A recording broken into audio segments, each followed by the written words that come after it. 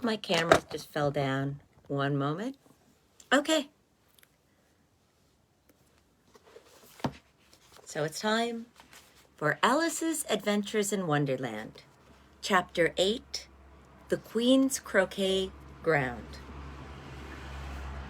A large rose tree stood near the entrance of the garden. The roses growing on it were white, but there were 3 gardeners at it, very busily painting them red. Alice thought this a very curious thing, and she went nearer to watch them. And just as she came up to them, she heard one of them saying, "Look out now, 5. Don't go splashing paint over me like that." "I couldn't help it," said 5 in a sulky tone. "7 jogged my elbow." On which 7 looked up and said, "That's right, 5. Always lay the blame on others."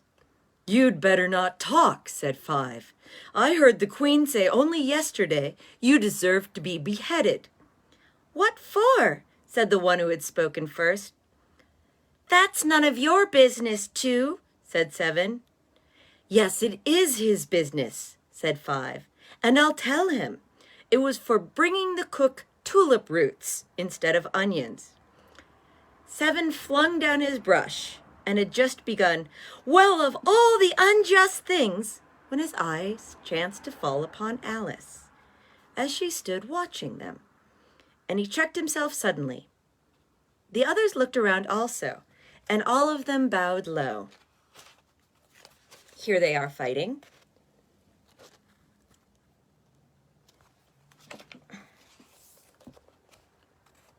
"Would you tell me," said Alice, a little timidly, "why you are painting those roses?"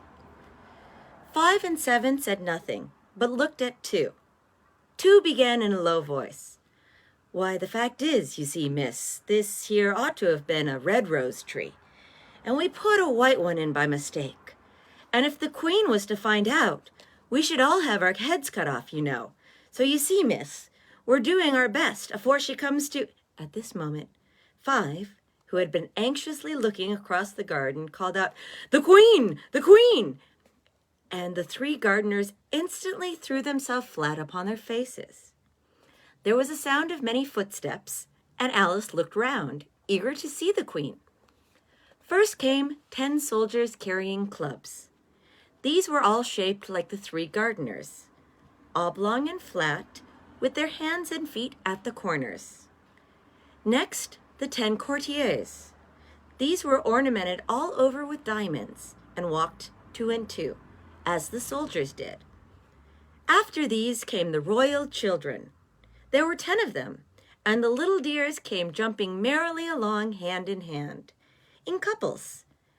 They were all ornamented with hearts. Next came the guests, mostly king and queens, and among them Alice recognized the white rabbit.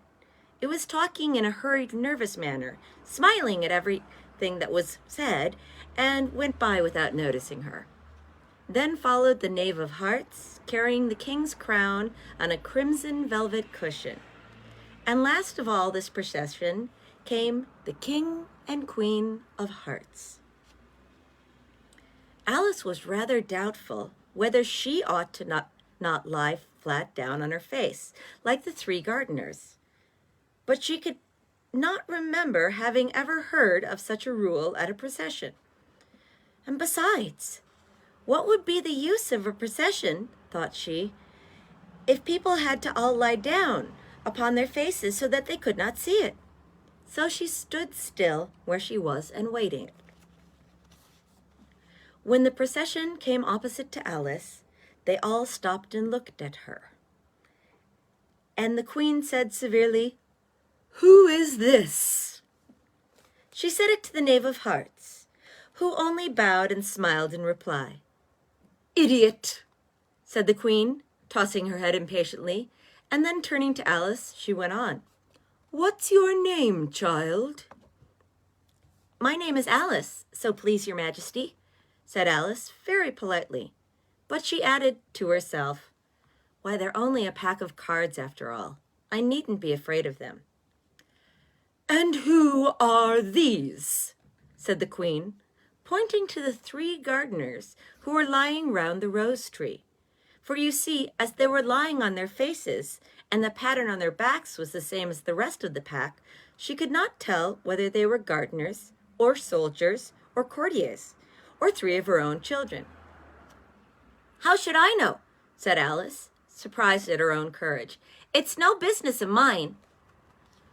The queen turned crimson with fury, and, after glaring at her for a moment like a wild beast, screamed, "Off with her head! Off!" "Nonsense!" said Alice, very loudly and decidedly, and the queen was silent.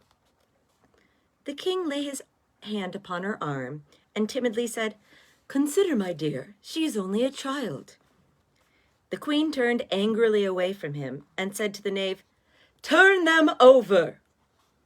The knave did so, very carefully with one foot. "Get up," said the queen in a shrill, loud voice, and the 3 gardeners instantly jumped up and began bowing to the king, the queen, the royal children, and everybody else. "Leave off that!" screamed the queen. "You make me giddy." And then, turning to the rose tree, she went on. One moment, we're going to see the queen pointing at Alice. But back to the rose tree. And then, turning to the rose tree, she went on. "What have you been doing here?" May it please, your majesty," said 2, in a very humble tone, going down on one knee as he spoke. "We were trying—" "I see," said the queen, who had meanwhile been examining the roses. "Off with their heads!" And the procession moved on. 3 of the soldiers remained behind to execute the unfortunate gardeners, who ran to Alice for protection. "You shan't be beheaded," said Alice, and she put them into a large flower pot that stood near. The 3 soldiers wandered about for a minute or 2, looking for them, and then quietly marched off after the others. "Are their heads off?" shouted the queen. Their heads are gone, if it please your majesty," the soldiers shouted in reply. "That's right," shouted the queen. "Can you play croquet?" The soldiers were silent and looked at Alice, as the question was evidently meant for her. "Yes," shouted Alice.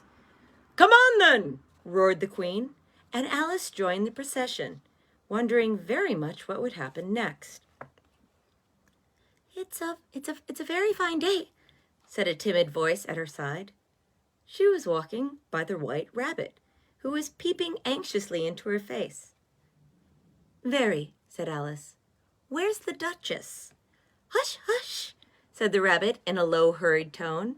He looked anxiously over his shoulder as he spoke, and then raised himself upon tiptoe, put his mouth close to her ear, and whispered, "She's under sentence of execution." "What for?" said Alice. "Did you say, 'What a pity'?" the rabbit asked. "No, I didn't," said Alice. "I don't think it's a pity at all. I said, 'What for?'" "She boxed the queen's ears," the rabbit began. Alice gave a little scream of laughter. "Oh, hush," the rabbit whispered in a frightened tone. "The queen will hear you. You see, she came rather late, and the queen said—" "Get to your places!" shouted the queen in a voice of thunder, and people began running all about in all directions, tumbling up against each other. However, they got settled down in a minute or 2, and the game began. Alice thought she had never seen such a curious croquet ground in all her life. It was all ridges and furrows.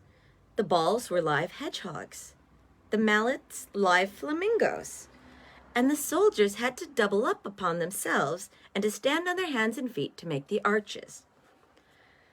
The chief difficulty Alice found at first was in managing her flamingo.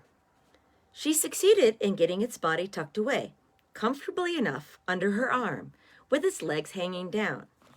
But generally, just as she had gotten its neck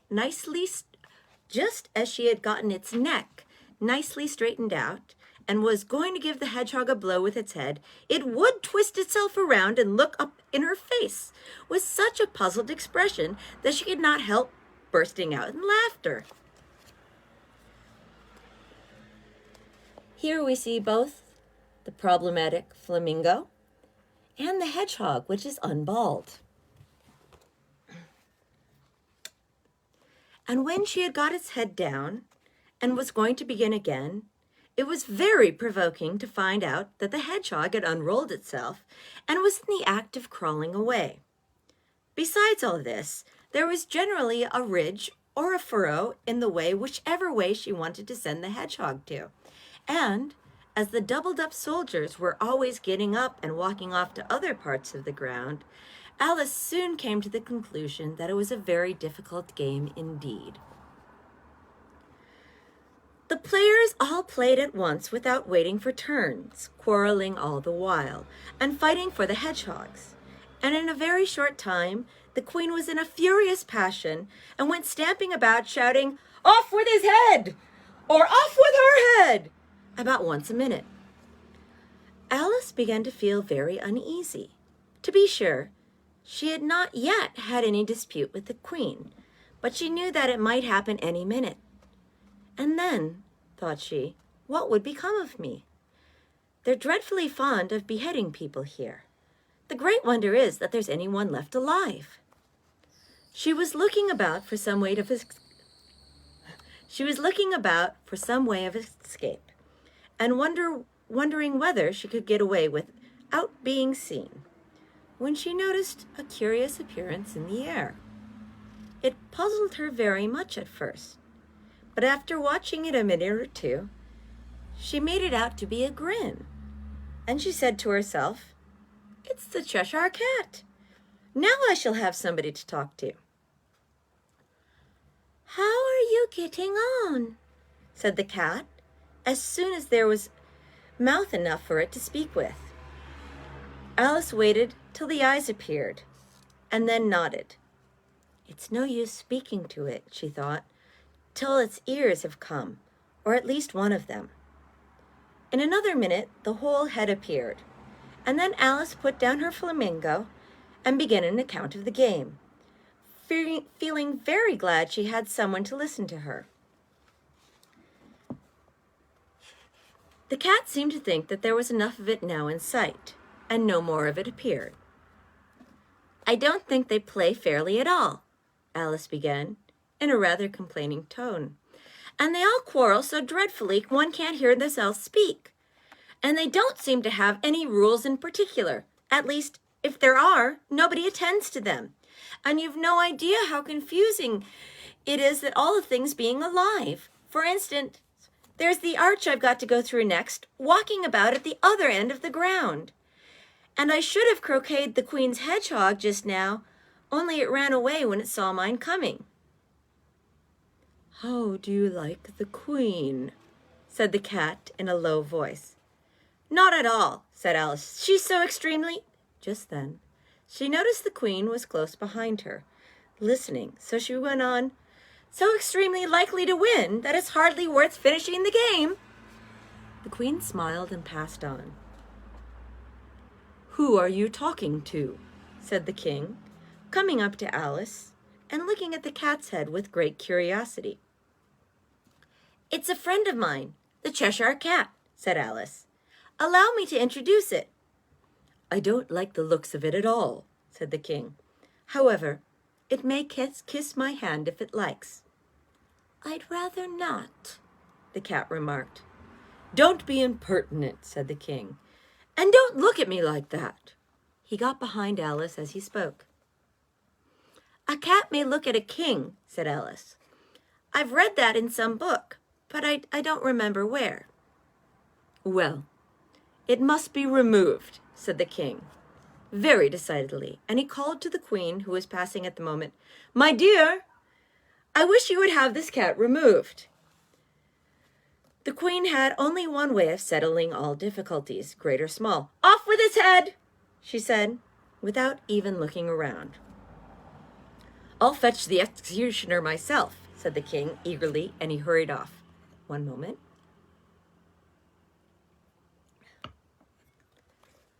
Alice thought she might as well go back and see how the game was going on, as she heard the queen's voice in the distance screaming with passion. She had already heard her sentence 3 of the players to be executed for having missed their turns, and she did not like the look of things, as the game was in such confusion that she never knew whether it was her turn or not. She went in search of her hedgehog. The hedgehog was engaged in a fight with another hedgehog. That happens. You shouldn't put hedgehogs together. Boy hedgehogs fight with other boy hedgehogs. Girl hedgehogs fight with other girl hedgehogs. And if you have a boy and a girl together, that's how you get hedgehog babies. It doesn't matter. It can happen in a moment. The hedgehog was engaged in a fight with another hedgehog, which seemed to Alice an excellent opportunity for croqueting one of them with the other. The only difficulty was that her flamingo was gone across to the other side of the garden, where Alice could see it trying, in a helpless sort of way, to fly up into a tree. By the time she had caught the flamingo and brought it back, the fight was over, and both the hedgehogs were out of sight. But it doesn't matter much, thought Alice, as all the arches are gone from this side of the ground. So she tucked it away under her arm, that it might not escape again, and went back for a little more conversation with her friend. Here is her friend, the Cheshire Cat. And the king, the queen, and the knave are quarreling. When she got back to the Cheshire Cat, she was surprised to find a large crowd collected round it. There was a dispute going on between the executioner, the king, and the queen, who were all talking at once, while all the rest were silent and looked very uncomfortable. The moment Alice appeared, she was appealed to by all 3 to settle the question, and they repeated their arguments to her, though, as they all spoke at once, she found it very hard indeed to make out exactly what they said.